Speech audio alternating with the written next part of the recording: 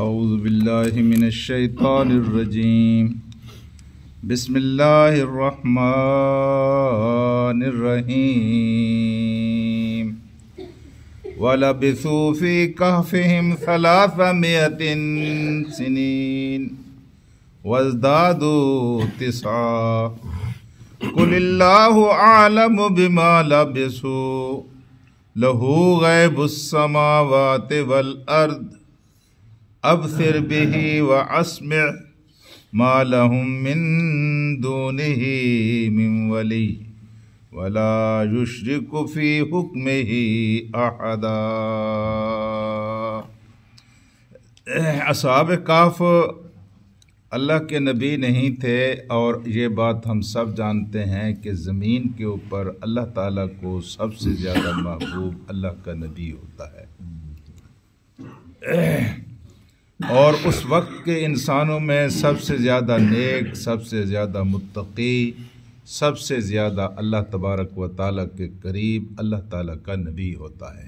سب سے زیادہ علم اس کے پاس ہوتا ہے، اللہ تعالیٰ کی قدرت کے راز اس کے پاس ہوتے ہیں، اس کے اوپر خدا تعالیٰ وحی کے ذریعے اپنا علم اتار رہا ہوتا ہے۔ نبی کے بعد سب سے زیادہ محبوب اور مقرب اللہ کے وہ لوگ ہوتے ہیں جو اللہ کے نبیوں کی تعلیمات کے اوپر عمل کرنے والے ہوں۔ پھر ان کے اپنے درجے ہیں، جو زیادہ عمل کرنے والا ہے اس کا زیادہ مقام ہے، جو تھوڑا عمل کرنے والا ہے اس کا چھوٹا مقام ہے۔ اس دور میں یہ واقعہ پیش آیا، اس وقت یہ پتہ تو چلتا ہے کہ یہ خدا کے نبی نہیں تھے، یہ بھی پتہ چلتا ہے کہ اس وقت اللہ کے نبی زندہ بھی نہیں تھے۔ یہ اس زمانے میں پیدا ہوئے جب خدا کا نبی وہاں موجود نہیں تھا۔ حضرت عیسیٰ علیہ السلام وہاں سے چلے گئے تھے، یہ حضرت عیسیٰ علیہ السلام کے ماننے والے تھے، لیکن یہ اتنے خدا کے برگزیدہ، اللہ کے لیے قربانی دے کر اللہ کا قرب حاصل کرنے والے اتنے خوش نصیب لوگ تھے کہ اللہ تبارک و تعالیٰ نے ان کے بارے میں پوری کی پوری صورت اتار دی۔ اور پھر صورت کا مقام وہ ہے کہ اس کو قرآن مجید کے بالکل نصف میں رکھ دیا، جس تو قرآن کا دل ہوتا ہے، قرآن کا صدر ہوتا ہے، سینہ ہوتا ہے، قرآن کے سینے میں اس کو رکھ دیا۔ وہ نبی نہیں تھے، اس وقت خدا کا نبی بھی موجود نہیں تھا۔ یہ بعد میں انہوں نے اپنے ایمان کو کچھ اس انداز میں بچایا اور اتنی شاندار قربانی دی کہ اللہ تعالیٰ کو اس طرح پسند آئے کہ رہتی دنیا تک لوگ ان کا تذکرہ سنتے بھی رہیں گے، پڑھتے بھی رہیں گے، کرتے بھی رہیں گے۔ لیکن اتنا پہنچا ہوا مقام حاصل ہونے کے باوجود ان کے علم کا یہ حال تھا کہ جب وہ 300 سال نیند سے اٹھے تو وہ ایک دوسرے سے پوچھ رہے تھے کہ ہم کتنا یہاں رہے۔ ان کے علم کا یہ حال تھا۔ اور بعد میں یعنی محمد رسول اللہ انبیاء کے سردار ہیں، سب سے ہمارا عقیدہ یہ ہے کہ سب سے زیادہ اللہ کے بعد محبوب ہستی وہی ہیں، لیکن جب اللہ کے رسول سے پوچھا گیا تو انہوں نے بھی کہا کہ مجھے اس کا کوئی علم نہیں۔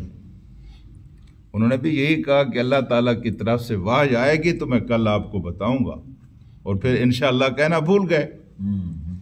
تو اللہ تبارک و تعالیٰ نے ان کی توقع کے مطابق دوسرے دن وحی نازل نہیں کی، 15 دن کے بعد وحی آئی۔ تو اب دیکھیے اللہ تعالیٰ کے رسول کا علم یہاں دیکھ لیجئے۔ آج کی آیت اللہ تبارک و تعالیٰ کے علم کے بارے میں ہے۔ کائنات میں کسی کے پاس کوئی علم نہیں ہے، علم صرف اور صرف کس کے پاس ہے؟ میرے اللہ کے پاس۔ اللہ جس کو جتنا علم عطا کرے، جس طرح شکل آپ کو دی ہے، قد آپ کو دی ہے، مزاج آپ کو دیا ہے، یہ اللہ کی عطا ہے، کسی کا زور تو نہیں ہے۔ آپ کا رنگ کالا ہو، آپ کا رنگ چٹا ہو، آپ کی قد بڑی ہو، آپ کی قد چھوٹی ہو، آپ فلاں خاندان میں پیدا ہوں، یہ آپ کا کوئی فیصلہ نہیں ہے، یہ میرے اللہ کے فیصلے ہیں۔ اس نے جس کو جہاں چاہا جیسا چاہا بنا دیا۔ اس طرح یہ فیصلہ بھی میرے اللہ کا فیصلہ ہے، وہ جس کو جتنا چاہے علم عطا کرے۔ کوئی اپنی مرضی سے یہ کہے کہ اس کا علم ذاتی ہے، کسی کا علم یہاں ذاتی نہیں۔ لوگ کہہ رہے تھے کہ وہ جو اصحاب کاف ہے نا جی، وہ اصحاب کاف لابسو فی کافہم ثلاثہ، رہے ہیں، لابسو رہے ہیں، فی کافہم اپنی غار میں، ثلاثہ میاتن، ثلاثہ 300 سال، 300 سال، میا منا 100 اور ثلاثہ منا 300، ثلاث 3 میا 100، 300 سنین سال، وزدادو 9، بڑھا دو اس کے اوپر 9، تو کیا مطلب ہوا؟ وہ 309 سال تک یعنی اپنے غار میں رہے۔ کتنی عمر ہے جی آپ کی؟ کتنا آپ جئیں گے؟ زیادہ سے زیادہ یہی تصور ہے نا 100 سال۔ اس کے بعد آپ کی زندگی کا جو حصہ ہے اس دنیا کے اندر ختم ہو جائے گا۔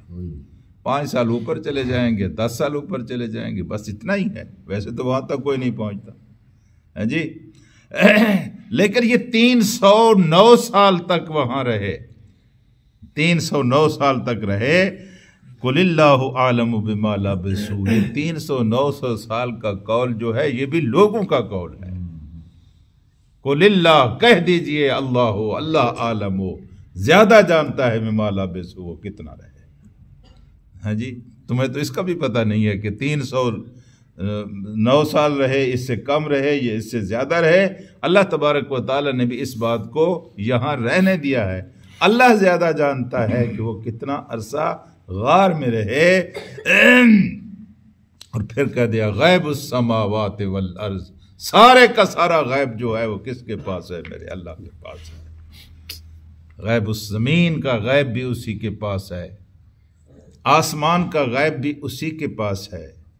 جو چیز پردہ غیب میں چھپی ہوئی ہے میرا خدا اس کو دیکھ رہا ہے، جس طرح ہم اپنی آنکھوں سے کسی چیز کو میرے سامنے آپ بیٹھے ہوئے میں آپ کو دیکھ رہا ہوں، اللہ تعالیٰ غیب کو اس طرح دیکھتا ہے، جو چیز چھپی ہوئی ہے اس کو بھی اسی طرح دیکھتا ہے۔ غیب السماوات والارض، پھر ایک فکرہ کہا ہے، بڑا شاندار فکرہ کہا ہے، ابصر واسمع، کیا خوبصورت دیکھنے والا ہے، کیا بات ہے اس کے دیکھنے کی، اور کیا خوبصورت سننے والا ہے، اور کیا بات ہے اس کے سننے کی۔ یعنی وہ چیزیں جو آپ کے دل کے اندر چھپی ہوئی ہیں، اس وقت آپ مختلف کیفیتوں میں بیٹھے ہوئے ہیں، ہر آدمی کی کیفیت دوسرے آدمی کی کیفیت سے مختلف ہے، ان کیفیتوں کو کوئی نہیں جان سکتا، فرشتے بھی نہیں جان سکتے۔ آپ کو پتہ ہے یا پھر اللہ تبارک و تعالیٰ کو پتہ ہے کہ آپ کن کیفیتوں کے ساتھ بیٹھے ہوئے، آپ نے نماز کن کیفیتوں کے ساتھ پڑھی ہے۔ فرشتے سجدے جانتے ہیں کہ آپ نے سجدہ کیا، رکوع جانتے ہیں آپ نے رکوع کیا، آپ نے تلاوت کی، آپ نے کس جذبے کے ساتھ کی، دل کی کس حاضری کے ساتھ کی، کس شوق کے ساتھ کی ہے، یہ کون جانتا ہے؟ یہ صرف اور صرف میرا اللہ جانتا ہے۔ وَأَبْصِرْ وَأَبْصِرْ اسمع، کبھی کبھی آپ کے دل کے اندر وسوسے ہوتے ہیں، کوئی نہیں جانتا، لیکن خدا اس کو بھی سن رہا ہوتا ہے۔ یہ بہت ساری خواہشیں ہوتی ہیں، یار یہ تو بس میں نے سوچا تھا ہو گیا، یوں ہی نہیں ہو گیا، آپ نے سوچا تھا، اللہ تعالیٰ کو علم ہو گیا اور اللہ کو پیار آیا اور اللہ تعالیٰ نے کہا یہ ہو جائے، پھر ہو جاتا ہے۔ کیا بات ہے اس کے دیکھنے کی اور کیا بات ہے اس کے سننے کی، دیکھنا بھی اس کے اوپر ختم اور سننا بھی اس کے اوپر ختم۔ ابصر واسمع، کیا بات ہے۔ ما لہم من دونہ من ولی، کوئی نہیں ہے اس کے علاوہ کوئی مختار، کوئی نہیں ہے اس کے علاوہ ولی۔ ایک ہے ولایت خاصہ، ایک ہے ولایت عامہ۔ ولایت عامہ تو ہر انسان کو حاصل ہے، اللہ تعالیٰ ولی نہ ہو تو یہاں کوئی زندہ ہی نہیں رہ سکتا۔ ولایت خاصہ ان لوگوں کو حاصل ہوتی ہے جو اللہ کے ہوتے ہیں۔ اللہ تبارک و تعالیٰ کبھی کبھی درندوں، بھیڑیوں اور ظالموں، فرعونوں، قارونوں کے سامنے بھی اپنے بندوں کو ڈال دیتا ہے۔ اس لیے نہیں ڈالتا کہ اللہ تعالیٰ ان سے روٹھا ہوا ہوتا ہے۔ تو اتنے بچے جو مر رہے ہیں اللہ تعالیٰ کو پتہ نہیں ہے جی، اتنے سردی کے موسم میں رات آپ نے جس طرح کی سردی گزاری، اس موسم میں بیماروں کو ہسپتالوں سے نکال کر انہوں نے کہا نکال لے جاؤ، اور پھر جب نکلنے لگے تو ان کے اوپر بم گرا دیے، ان کے معصوم بچے، ان کی عورتیں۔ اللہ نہیں دیکھ رہا؟ اللہ نہیں دیکھ رہا. اللہ نہیں دیکھ رہا تھا جب طائف کے بازار میں محمد رسول اللہ کو پتھر پڑ رہے تھے, تو اللہ نہیں دیکھ رہا تھا کہ اللہ کہیں سو گیا تھا. اللہ کی مشیت کو سمجھو. اللہ کبھی کبھی درجوں کو بڑھانے کے لیے ایسے ایسے امتحانوں میں انسان کو ڈال دیتا ہے کہ لوگوں کے رونگٹے کھڑے ہو جاتے ہیں, لیکن ان کی شانیں بلند ہو رہی ہوتی ہیں. مرنا تو یہاں بھی ہے اور مرنا وہاں بھی ہے. جی کس شان سے آپ جا رہے ہیں اللہ کے پاس, یہ دیکھنا ہے. تو کہا یہ ہے کہ دیکھیے وہ غیب السماوات, اس کا کوئی اللہ کے علاوہ کوئی ولی نہیں ہے. ولا یشرک فی حکمہ احدا, اور اس تصور کی بھی جڑ کاٹ دی ہے کہ اللہ نے دنیا کے بادشاہوں کی طرح اپنے کوئی وزیر بنا رکھے ہیں. بھئی آپ نے بچے دینے ہیں, آپ نے بارش برسانی ہے, آپ نے لڑکے دینے ہیں, آپ نے کاروبار, یہ جس طرح ہٹیاں لگی ہوئی ہیں آج کل, یہ اللہ تبارک و تعالیٰ کی ذات کی توہین ہے, توہین. اللہ تعالیٰ نے سارے یہ اختیارات اپنے ہاتھ میں رکھے ہوئے ہیں. اللہ نے اپنے نیک بندوں کو اپنی عبادت کے لیے تو پیدا کیا ہے. ان کو جتنا آپ نیک سمجھیں, ان سے جتنی آپ ہدایت لے لیں, لیکن آپ اگر ان سے اس لیے جاتے ہیں کہ یہ میرے کام بنا دیں گے, کام بتانے والا کون ہے؟ صرف اور صرف اللہ تعالیٰ ہے. اللہ کے علاوہ کوئی دوسرا نہ بنا سکتا ہے نہ بگاڑ سکتا ہے. اور یہ بزرگوں کی شان میں گستاخی بھی نہیں ہے.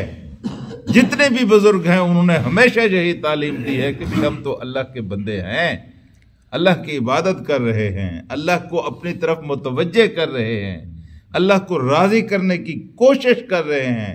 کسی نے یہ دعویٰ بھی نہیں کیا کہ اللہ ہم سے راضی ہے. اور کوئی یہ دعویٰ اگر کر دے کہ اللہ ہم سے راضی ہے اور ہم جنتی ہیں, تو سر سے اس کی نیکی مشتبہ ہے, اس کا ایمان مشتبہ ہے. یہ تو غیب کے فیصلے ہیں. بھلا اللہ تبارک و تعالیٰ نے جن قبروں کو لوگ پوج رہے ہوتے ہیں, پتہ نہیں صاحب قبر کے ساتھ اللہ نے کیا فیصلہ کیا ہے, کسی کو کچھ پتہ نہیں, کوئی خبر نہیں ہے. یہ میرے اللہ کا فیصلہ ہے. کبھی کبھی چھوٹی چھوٹی باتوں پر بھی اللہ تعالیٰ بخش دیتا ہے, اور کبھی چھوٹی چھوٹی باتوں پر بھی اللہ پکڑ بھی لیتا ہے. کوئی پتہ نہیں ہے کس نے کیسی زندگی گزاری. تو غیب بھی اسی کے پاس ہے, حکم بھی اسی کے پاس ہے, تصرف بھی اسی کے پاس ہے, ولایت بھی اسی کے پاس ہے, سب کچھ اسی کے پاس ہے. ہم تو اس کے بندے ہیں, اس سے خیر کا سوال کرتے ہیں. اللہ تعالیٰ خیر عطا فرما, اللہ ہدایت عطا فرما, اللہ رحمت عطا فرما, اللہ قرآن کے اوپر مکمل ایمان نصیب فرما, اللہ دنیا و آخرت میں قرآن کی رفاقت عطا فرما. اللہ تبارک و تعالیٰ اس کے حلال کو حلال اور اس کے حرام کو حرام سمجھنے کی توفیق نصیب فرما. اللہ اس کے نظام کو نافذ ہوتا ہوا ہمیں دکھا. اللہ تبارک و تعالیٰ ہمارے والدین کی مغفرت فرما. اللہ ہمارے بچوں کو نیک اور صالح بنا. اللہ فلسطین کے مظلوم مسلمانوں کی نصرت و امداد فرما. اللہ پاک سعادت کی زندگی عطا فرما. اللہ پاک شہادت کی موت نصیب فرما. وصلی اللہ تعالیٰ علی خیر خلقہ محمد و آلہ لا الہ